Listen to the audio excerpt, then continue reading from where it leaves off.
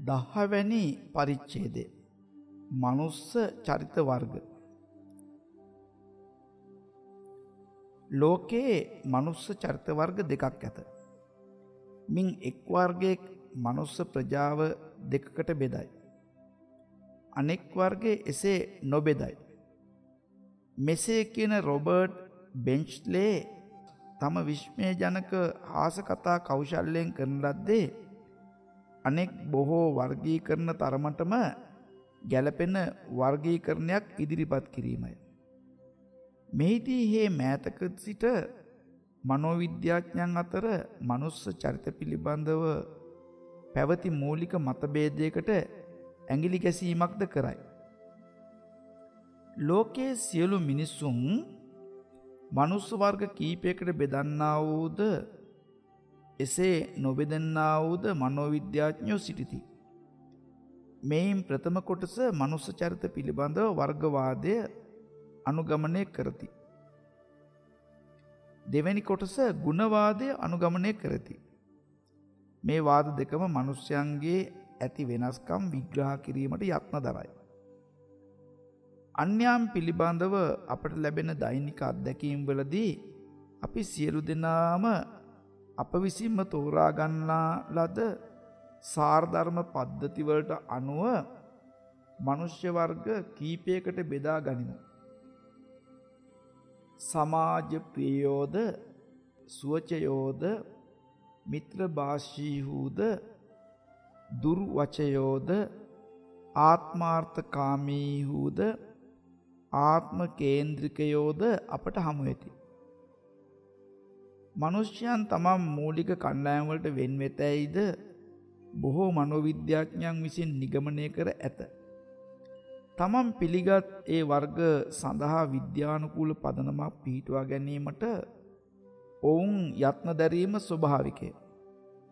මේ දෘෂ්ටිය නිසා බොහෝ වර්ගවාද පහළව ඇත. යුන්, ස්ප්‍රැන්ගර්, ක්‍රෙච්මර්, රොසනොෆ් යන මොවුන්ගේ වර්ගවාද ප්‍රධාන වෙයි. මේ හැම වාදයක්ම සැලකිය යුතු විද්‍යා ගෞරවයකට සුදුසුය. නැනවත් විනිශ්චයකාරයෙකු මෙන් පුනර්ජන්මවාදය, චරිත පිළිබඳ ගුණවාදය, වර්ගවාදය යන දෙකටම රුකුල් දෙයි. එසේ මේ දෙකේම ඇති අඩුපාඩුකන්ද පෙන්වා දෙයි. කේසි කියවීම් වල ආලෝකයෙන් අප එක් වර්ගවාදයක් සැලකිල්ලට ගතහොත් මේ සිදුවෙන්නේ කෙසේදැයි අපට දැකගත හැකි වෙයි. සමහර විට සාමාන්‍ය මහජනයා අතර අති ප්‍රසිද්ධ විද්‍යානුකූල වර්ගවාදය කාල් යුන් විසින් ඇති කරන ලද වර්ගවාදය විය හැකිය. එය අන්තර්ණත බහිර්ණත වර්ගවාදය යන නමින් හැඳින්වේ. මේ සංකල්පය පිළිබඳ යුන්ගේ මූල සංස්කරණට අනුව මනුෂ්‍ය චරිත අතර මූලික වෙනස ඇත්තේ ඔවුන් සැලකිලිමත් වන්නේ අභ්‍යන්තර සත්‍යයන් කෙරෙහිද නැතිනම් බාහිර සත්‍යයන් කෙරෙහිද යන්නේය. ඔහු තම කාර්ය සඳහා තෝරාගත් වචනයන්ගේ මූල ලතින් රූපයෙන් මේ බව දැක්ක හැකිය. වර්ඩ් යන්නේ නැමුණු යන අදහසද, ඉන්ට්‍රෝ යන්නෙන් ඇතුළට යන අදහසද, එක්ස්ට්‍රා යන්නෙන් පිටතට යන අදහසද ඇත. ඒත් පුනර්ජන්මවාදීන්ගේ මතයෙන් යුන් හෝ ඔහුට පසුව පැමිණි මනෝවිද්‍යාඥයන් හෝ එක් පුද්ගලයෙකුට ඇතුළට නැමීමේ ස්වභාවයකුත් තවත් පුද්ගලයෙකුට පිටට නැමීමේ ස්වභාවයකුත් ඇති වූයේ කවර හේින්දැයි සතුටුදායක ආකාරයකින් අන්තිම වශයෙන් විවරණය කර ඇත. යුන් විසිනුත් තවත් බොහෝ දෙනෙකුන් විසිනුත් මේ මූලික ආත්ම ස්වභාවවලට ජීව විද්‍යාත්මක හේතු ඉදිරිපත් කොට තිබේ. අන් තැනදී මෙන් මෙහිදීද පුනර්ජන්මවාදී මතය නම් පූර්ව චරිතයේ ප්‍රධාන හේතු වන අතර ජීව විද්‍යාත්මක හේතු ද්විතීයික වන බවයි. අතීත ජන්මයක අත්දැකීමක් ඇතුළට නැමීමේ හුරු බවක් ඇති කරන්නේ කෙසේද යන්න කේසි ලිපිගණුවල ඇති බොහෝ නිදසුන් වලින් පැහැදිලි කෙරේ. එබඳු නිදසුන් පරීක්ෂා කිරීමේදී ඇතැම් මිනිස් ගතිගුණ අන්‍ය ජම්මයකට ගෙන යාමෙහිලා අවිච්ඡින්නතා මූලධර්මයේ ක්‍රියාත්මක වන බව පැහැදිලිව දක්නට ලැබේ. සංගීතයේ පිළිබඳ තරමක දක්ෂතාවයක් තිබූ වයස 21ක විද්‍යාලීය ශිෂ්‍යාවකගේ නිදසුනෙන් මේ හොඳින් පැහැදිලි වේ. ඕ සිත් ඇද ගන්නා සුළු වූ නමුදු අතිශයින් ලැජ්ජාවන බියගුළු තැනැත්තියක් වූවාය. මිත්‍රයන් සාදා ගැනීම ඈට දුෂ්කර කාර්යයක් විය. විද්‍යාලයේ සමාජයකට ඇතුළත් නොකර ගැනීම ඇගේ සිත තවන සිද්ධියෙක් විය. මේ තරුණියගේ ජීවිතයේ මුල් කාලේ තොරතුරු දැනගන්නට නැත. ඈ අන්තර්ගත වර්ගයට අයත් තැනැත්තියක කිරීමේ හේතු ඇගේ පවුල් පරිසරයේ තිබෙන්නට ඇත. අන්තර්ගත වර්ගයට ඕවර් ස්ට්‍රීට් කියන්නේ සංකුචිත වර්ගය කියාය. ඒ කෙසේ වෙතත් මගේ ජීවිත කියවීමට අනුව මේ ගතිය ඇති වූයේ අතීත ජන්මයකදීය. ඕ අතිදක්ෂ සුරූපී ප්‍රියශීලී ප්‍රංශ වනිතාවකව සිටියාය. ඒත් ඇගේ සැමියා බ්‍රවුනින්ගේ My Last Duchess නම් ග්‍රන්ථයේ එන ආදිපාදයාමෙන් ඇගේ කරුණාව හැම දෙනාටම විහිදෙනවා දකින්නට අකමැති විය. මේ නිසා ඇගේ හැම ආවේගයක්ම නිර්දෙලෙස මර්ධනය කළේය. ඇතැම් විට හෙතම ඈට කසයෙන් තැළුවේය. මෙයින් ඕ බයින් තමාටම හැකිලුණාය. වර්ධවා තේරුම් ගනු ලැබීමේ දඬුවම් ලැබීමේ බිය වර්තමානයේ තෙක් ඇගේ යටිසිතේ පැවතුනේය. පහත දැක්වෙන නිදසුනේද පෞද්ගලික හා ඓතිහාසික පරිසරයේ විශාල වශයෙන් වෙනස් නමුත් ඒ වර්ගයේම හැකිලීම් සැලැස්මක් දක්නට ලැබේ. කියවීම් ලබා ගන්නා විට ඒ තරුණයාගේ වයස 28කි. ඒ ඉගෙනීමෙහි උත්සාහවත් වූෙද්ද ඇතුළට නැමුණෙක්ද විය. කේසිට අනුව ඒ අතීත ජන්මේදී සාලෙම්හි මන්තර ගුරුකම් පිළිබඳ නඩු විභාගයකදී හිංසා ලැබෙකි. මේ අත්දැකීමෙන් ඔහුගේ වර්තමාන චිත්තගතිය කෙරෙහි ද්විප්‍රකාර බලපෑමක් ඇතිවිය. පළමුවැනිව එයින් සියලුම මර්ධන වර්ග ගැන ඔහුගේ ද්වේෂයක් ඉතිරි විය. දෙවැනිව ඔහුට ඒ නිසා ඉගෙනීමටත් ඒ ඉගෙනීම තමාටම තබා ගැනීමටත් තද ආශාවෙක් ඇතිවිය. සාලෙම්හි මන්තර ගුරුකම් පරීක්ෂණ පිළිබඳව සාමාන්‍යයෙන් ඉතිහාසඥයන් විසින් කරනු ලබන ව්‍යාඛ්‍යානයට වඩා ටිකක් වෙනස් වූ ව්‍යාඛ්‍යානක් කේසි කියවීම් වලින් කරනු ලබන බව මෙහිදී සැලකිය යුතුය.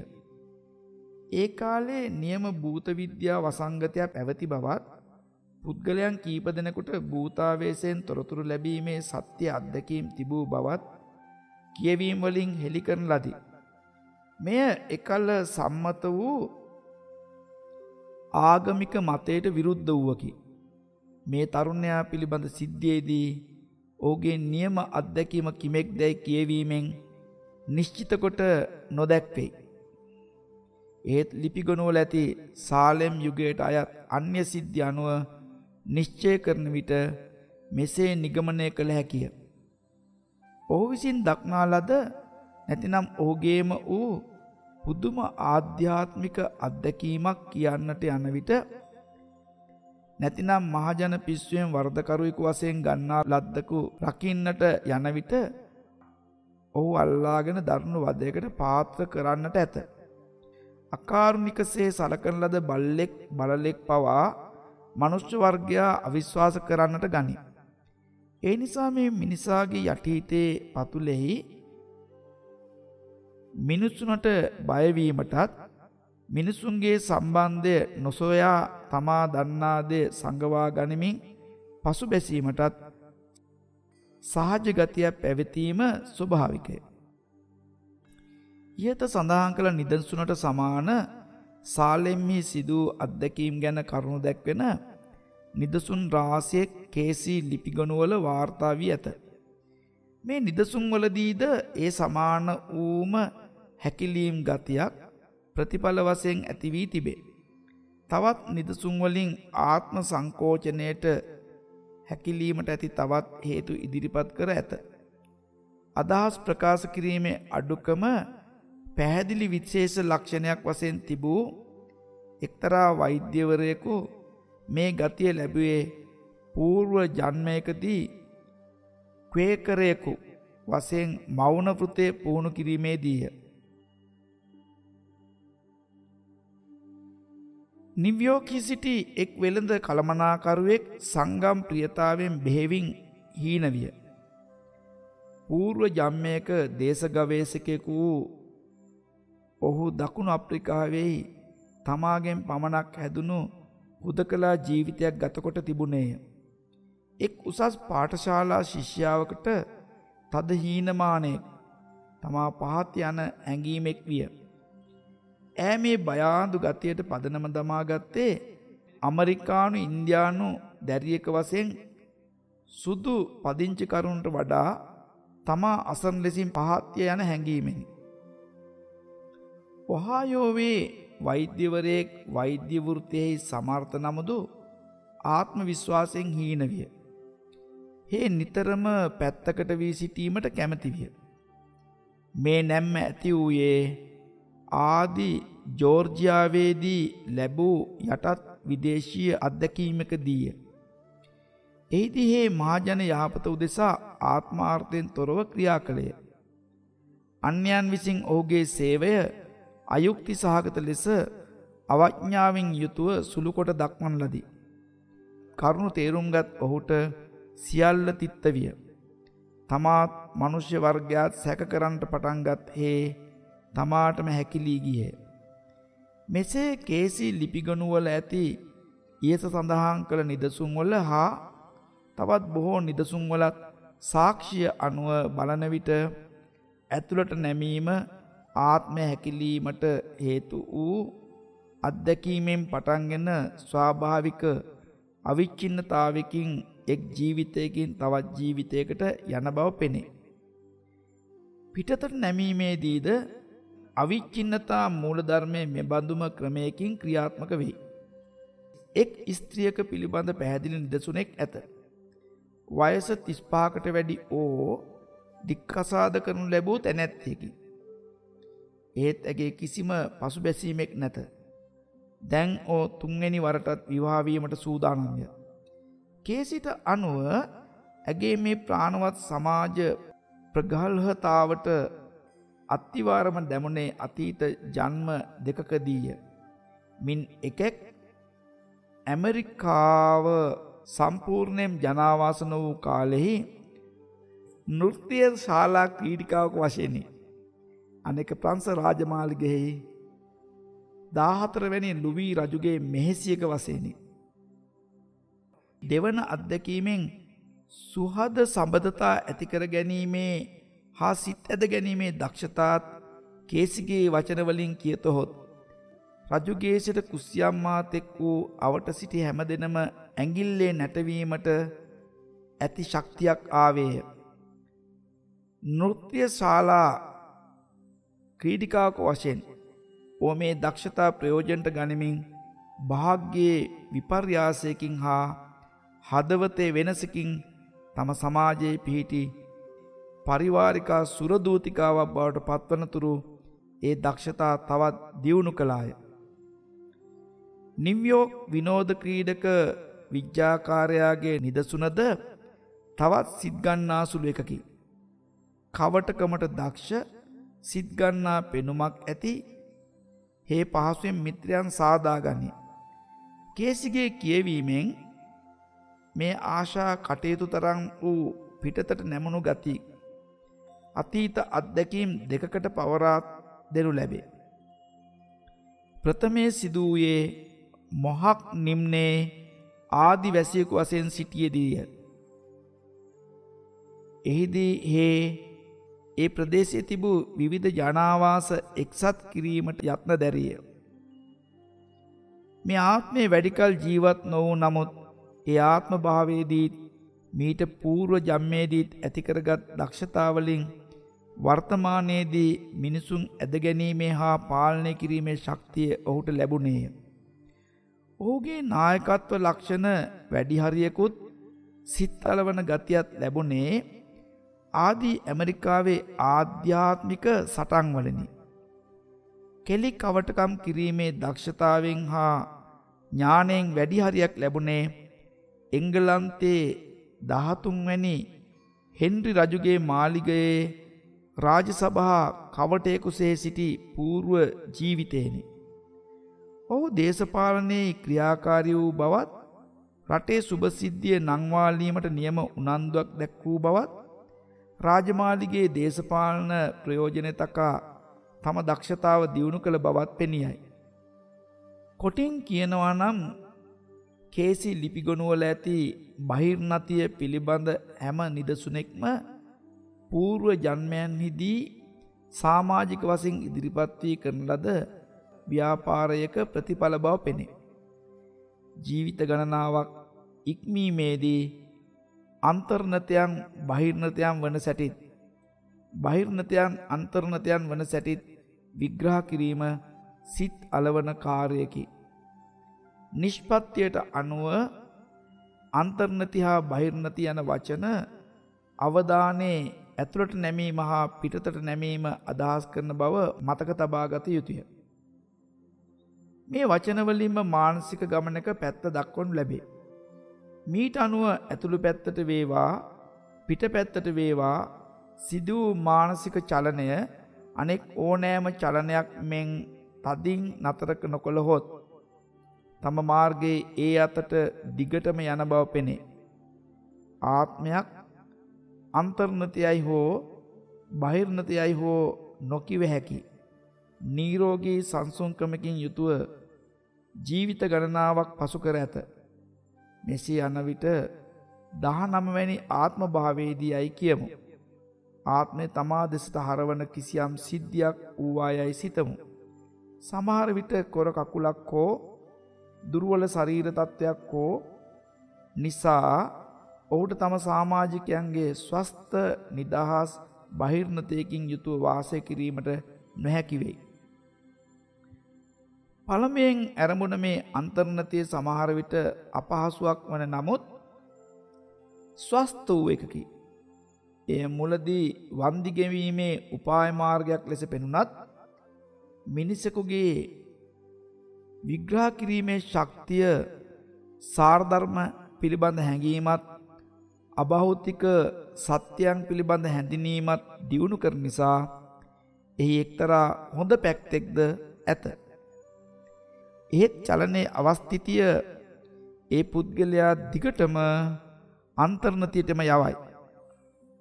තමා ගැනම පමණක් සිටීම ක්‍රමයෙන් දියුණු වී එක්තැම් මාලිගාවක් තනාගෙන අන්නේ ලෝකයේ අනවශ්‍යයිද නොඅගීයයිද සිතන තත්වයක් උදාවේ. වෙන්කම පිළිබඳ හැඟීමත් සෙය්‍යමානයත් නිසා හෙතෙම වැඩි වැඩියෙන් තම සමාජිකයින්ගෙන් වෙන් වේ. මේ චාරිත්‍රා කල්පයෙන් හේ නිෂ්ක්‍රීයෙක්ද සමාජ ද්වේෂිතයෙක්ද වෙයි. මේ නැමීම් වැඩි වෙමින් 20-21 ජීවිතවලටත් ඉදිරියට යයි. අන්තිමේදී මේ රෝගී අන්තර්නතියත් ඔහුගේ සමාජිකයන් කෙරෙහි චාරිත්‍ර වාරිත්‍ර දෙපක්ෂයේම සිදුවන පාප කර්මත් නිසා කිසියම් මාර්ගයක කඩා වැටීමක් සිදුවේ. මේ දැරිය නොහැකි తত্ত্বය නැතහොත් හිරවීම ආත්මය භය කර අනෙක් අතට පන්නා දමයි. මෙසේ ආත්මය තම අවධානයේ පැත්ත වෙනස් කිරීමට තීන්දුව කරගනී. අසම්පූර්ණ සුපුරුදු උපමාවෙක් මෙසේය. යමෙකුගේ පා නියපොත්තෙක් මස තුලට ලියලන්නට වෙයි. මුලදී ඒ ගැන නොසලකා ඊට ලියලන්නට ඉඩ දෙයි. අන්තිමේදී වේදනාව බලගත් වූ විට ඒ කරපාද වෛද්‍යවරයෙකු වෙත ගොස් ඒ ඉවත් කරගනී. 22 වෙනි ජීවිතයේදී ලැබූ බංකොලොත්වෙන් ආත්මය වඩා ප්‍රිය වන්නටත් බහිර්ණත වන්නටත් මහා යත්නයක් දරයි. 23 වෙනි ජීවිතයේදී මේ ආවේගය పూర్ව ජීවිතයේදී ලැබූ ශක්තියත් සමහර විට අතරතුර වූ වෙනත් ලෝකයක වූ ජීවිතයකදී ලත් ශක්තියත් ඇතිව ක්‍රියාත්මක වේ. මෙසේ 24 25 වැනි ජීවිතවල වර්ධනය වෙමින් යන පුද්ගලයා අන්තිමේදී 26 වෙනි ජීවිතයේදී පූර්ණ බහිර්ණතයෙකු බවට පත්වේ. ඒත් නැවත ඇතිවන්නේ තවත් තීරණාත්මක යුගයකින්. ඔහුට තම සමාජික දායාද ආත්ම ප්‍රීණනයට හා ආත්ම බලවර්ධනයට නොයදා භාග්‍ය සම්පන්න ලෙස සමාජයට අවශ්‍ය ලෙස සකස් වී බහිර්ණතයෙකු ලෙස දිගටම සිටිය හැකිද? පමණ ඉක්මවා ඇතුළට නැමීම නිසා තනි වූ ආත්මය තමා උසස් කොට දැක්වීමට නැමේ. එසේම පමණ ඉක්මවා පිටතට නැමීම නිසා සමාජයේ නියම අභිවෘද්ධියට සියුම් ලෙස හානි පැමිණේ. මෙසේ පුද්ගලයා 26 වෙනි ආත්මභාවයේදී උඩඟු කාමුකයෙකු වනු ඇත.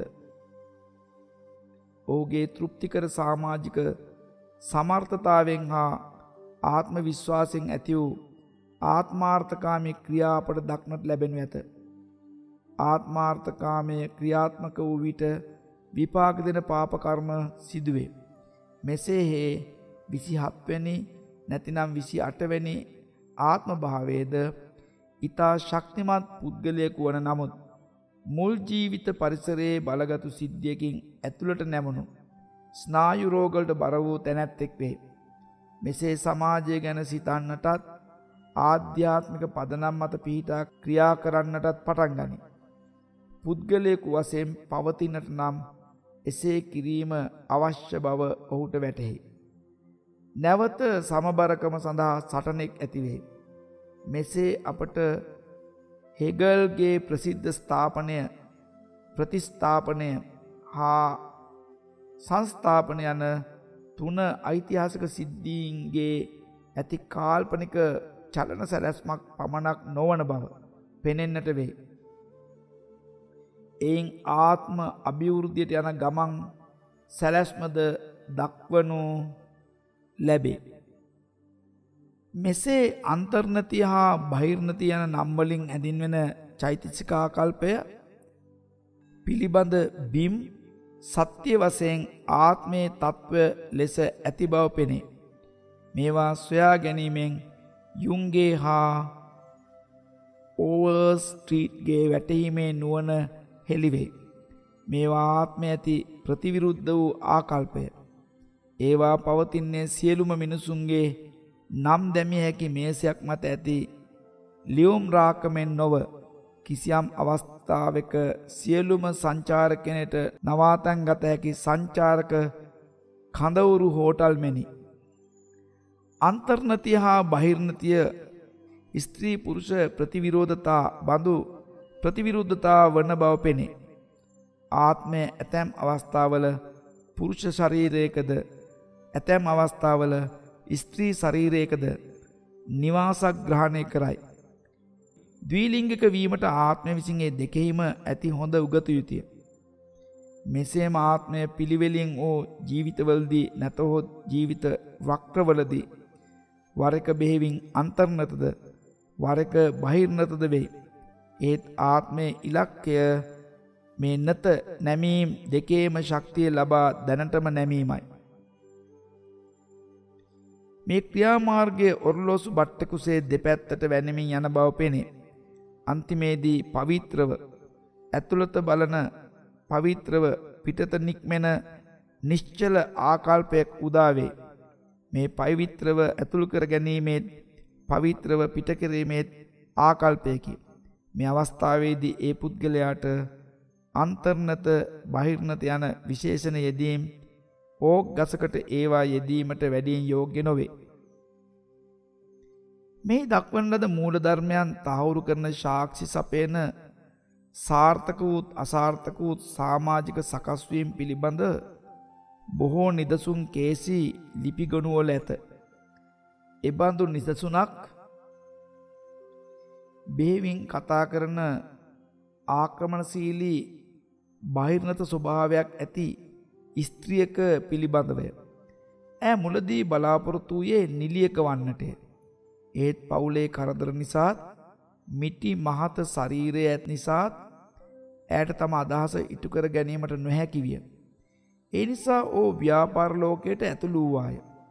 ඇගේ ජීවිත කියවීමට අනුව ඕ ඇමරිකානු විප්ලව කාලයේ විනෝද ක්‍රීඩිකාවක් වූවාය. ඇයට සමාජ තත්ත්වයක් හා සුඛෝපභෝගී ජීවිතයක් ගත කිරීමට තිබිණි. ඒත් ඇය ඒවා ලබා තිබුණේ තම ප්‍රතිපත්ති පාවා දීමෙනි. අන්‍ය පුද්ගලයන් කෙරෙහි බලපෑමට හැකි බවත් සාකච්ඡාවේ හා නාට්‍යයේ දක්ෂතාත් ලැබුණේ ඒ ආත්ම භාවයෙනි.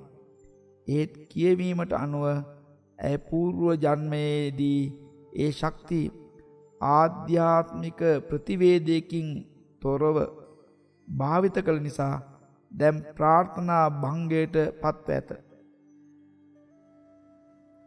මේ ආත්මය දැන් සිටින්නේ ඊට සඳහන් කළ තීරණාත්මක අවස්ථාවේය. ඇගේ ශරීරයේ ආකෘතියත් පවුලේ තත්ත්වයත් දර්ශනීය වෘත්තීය මාර්ගයකින් ඇගේ නාට්‍ය සමර්ථතාවලට ප්‍රකාශ වන්නට ඉඩ දුන්නේ නැත. ඇගේ සාකච්ඡා ශක්තියට ඊතරම් බාධා වූ බවෙක් නොපෙනේ. ඒත් කියවීමෙන් ඇගේ ප්‍රකාශන ශක්තිය ආධ්‍යාත්මික ප්‍රතිවේදයෙන් තොරව නොයොදන්නට ඇයට පැහැදිලිව අවවාද කර තිබේ. මෙයින් අදහස් කර ඇත්තේ එසේ නොකළහොත් වැඩි නරකක් සිදුවන බවය. මෙබඳු නිදසුන් වලින් පෙන්වන්නේ ආධ්‍යාත්මික හා වෘත්තීය ප්‍රශ්න තදින් එකට බැඳී ඇති බවයි. ඇතැම් විට මේ නිදසුනේදීමෙන් ශක්තියක් තිබියදීත් වෘත්තියෙක් වැරදී යයි. මෙසේ වන්නේ ඒ වෘත්තිය ලබාගත්තා නම් සකස් කර ගැනීමට ඉඩ නොලැබෙන ආධ්‍යාත්මික දුර්වලතාවයක් සකස් කර ගැනීමට ඉඩ සපයා දෙනු සඳහාය. අවුරුදු 32 වයසේදී මේ ස්ත්‍රියට කතාන්දර කියන්නේක හෝ ලදරුවන්ගේ නැතහොත් හිර කරනු ලැබුවන්ගේ සහචාරිකාවක හෝ වන්නට උපදෙස් දෙන ලදී. කෙසේ හෝ ඇගේ සමර්ථතා ආත්මාර්ථකාමී නො වූ ප්‍රයෝජනවත් කාර්යයක් සඳහා භාවිතා කළ යුතු විය.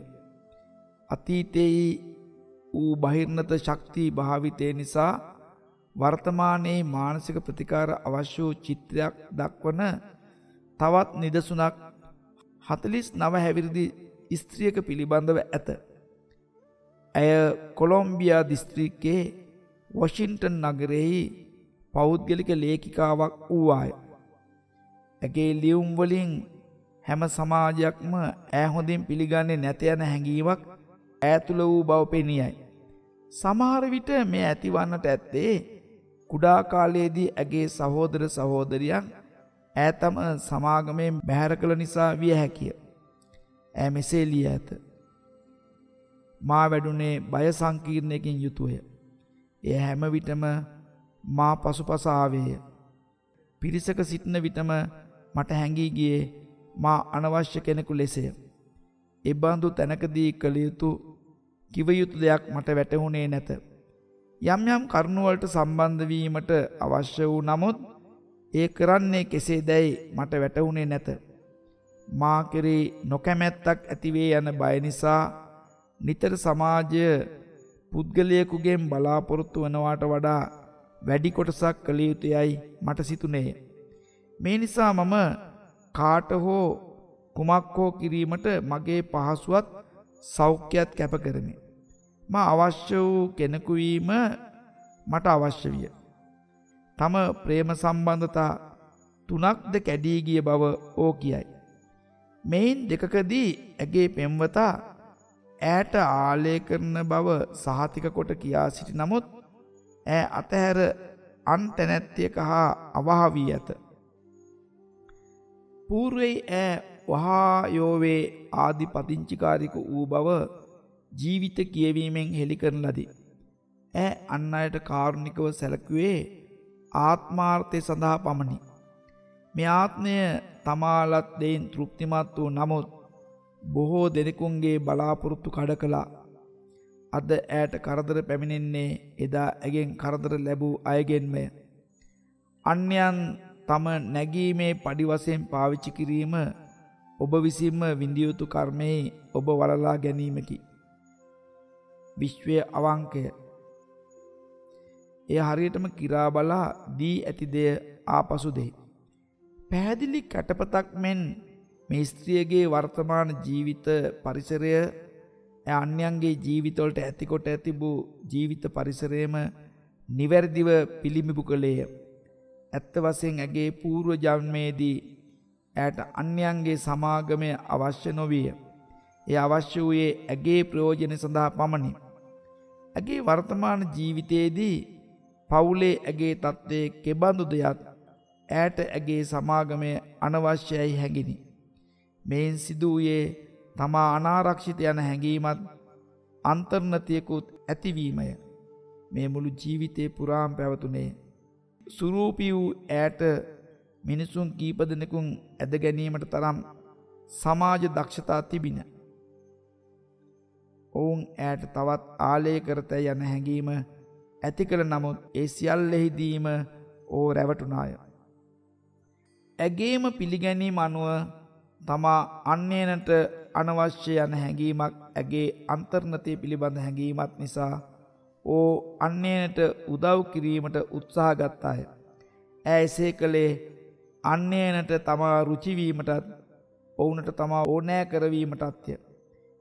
මේ ක්‍රමයෙන් කර්ම විපාක ඇති හිතවත් ප්‍රතිකාරාර්ථය ඉටුවිය. අතීතයේ ආත්මාර්ථකාමීව වංකව අයථා ප්‍රයෝජනයට යොදන ලද සමාජ දක්ෂතාව වර්තමානයේදී තමා සමාජයට එපාවීමට හේතුවිය.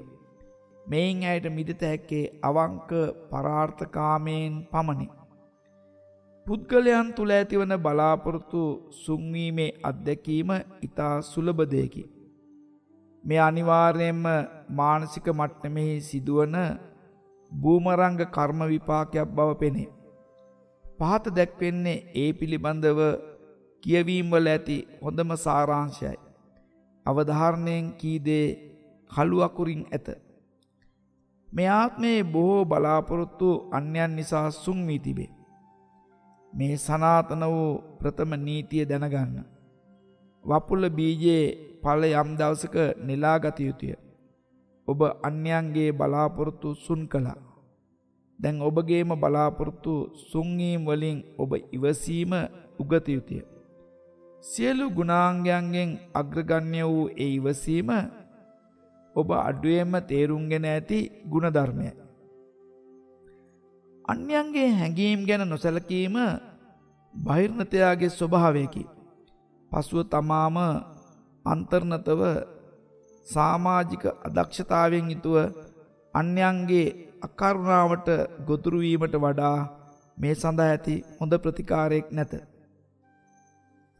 මේ වයින් හා තවත් මෙබඳු නිදසුන් වලින් ආත්මයේ ඇති වූ නැම්මක් අභ්‍යන්තර දූෂය නිසා ප්‍රතිකාරක බාධාවක් ඇතිවන තාක් චලනයේ අවස්ථියෙන් මෙන් දිගටම යන්නේ යන මතය තහවුරු කෙරේ.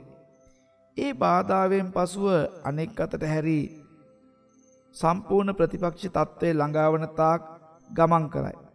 නිශ්චලත්වයක් ළඟාවන තාක් මේ දෙපැත්තට යෑම ඔර්ලෝසු බට්ටා පැද්දෙන්නාසේ දිගට යයි. බහිර්ණත හා අන්තර්ණත තත්ත්ව අතර ඇති සංක්‍රමණය සෞඛ්‍යයේ හා භාග්‍යයේ මාරුවීම් වලට සම්පූර්ණයෙන්ම සමානයි. මෙහිදී අප විසින් කියවීම් පරීක්ෂා කොට ඇත්තේ දැනට ඉදිරිපත්ව ඇති චරිත වර්ගවාදවලින් එකක් සම්බන්ධයෙන් පමණි. එනම් යුන්ගේ චරිත වර්ගයේ සම්බන්ධෙනි. ඒත් දැනට සකස් කර ඇති සියලුම මනුස්ස වර්ග පිළිබඳ ඉගැන්වීම් සම්බන්ධයෙන්ද මේ නිගමනයම ලබාගත හැකිය. මේ වර්ගවාද මිනිසුන්ගේ සාරධර්ම පදනම් කොට ඔවුන් පිළිබඳව ස්පැංගර් කර ඇති වර්ග කිරීම බඳු මානසික වර්ග කිරීම වුවත් ක්‍රෙස්ට්මෝර්ගේ වර්ග කිරීම බඳු ශාරීරික වර්ග කිරීම වුවත් ඒ හැම එකක්ම මනසේ ආත්මයේ යට ඇති ගුණවත් බාහිර ප්‍රකටවීම පිළිබඳ කරුණු දක්වයි. මේ ගුණ පරිණාම මාර්ගයකින් ජීවිත කාලයට වෙනස් වේ. වර්ග කිරීම වල සත්‍යතාවය පිළිබඳ විද්‍යාව විසින් කරනු ලබන අවසාන නිගමනය කුමක්වත් ඒවා විශ්වාස කරන්නවුන් සඳහා කේසී කියවීම් වලින් අඩු ගණනේ එක් කරුණක් ඔප්පු කර දෙන බව නම් දක්නට ලැබේ. එය නම් දැනට ඇති චරිත වර්ගවාද වලින් ආත්මයේ සදාටම අවසාන වශයෙන් හංවඩු නොගසන බවය. පහසු තකා කිසියම් පුද්ගලයෙකු කිසියම් වර්ගයට අයත් යයි කිව හැකිය. ඒත් ඒ වර්ගයේ කුමක්වත් ඒ චිත්තාකල්පයේ తాවකාලික තහවුරු වීමක් පමණි. නිත්‍ය පුද්ගල ඒකත්වයේ අභිවෘද්ධිය සඳහා తాවකාලික අවස්ථාවක් පමණි.